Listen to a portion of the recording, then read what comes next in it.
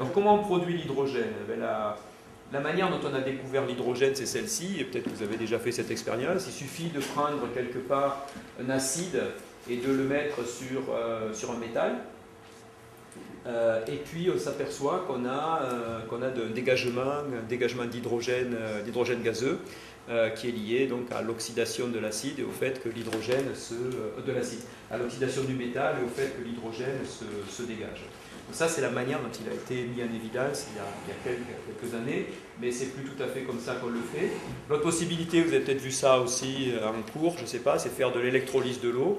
Donc à partir d'un petit dispositif, on met une source d'électricité, donc si on prend la photo sur la droite, c'est la pile, et puis on met d'un côté une anode, de l'autre côté une cathode, alors je ne me rappelle jamais lequel c'est là-dessus, et d'un côté on a un dégagement d'un volume de gaz, et de l'autre l'anode au plus, et d'un côté on a un dégagement d'un volume de gaz, et de l'autre côté de deux volumes de gaz. Et en fait ce qu'on fait, c'est qu'on va casser la molécule d'eau, puisqu'on fait de l'électrolyse de l'eau. L'eau c'est H2O, d'un côté on va avoir deux molécules de H2 qui vont se sortir en partant de deux molécules d'eau, et de l'autre côté on va avoir une molécule de O2. C'est pour ça qu'on a un volume double de gaz qui est produit à l'anode ou à la cathode par rapport à celui qui est produit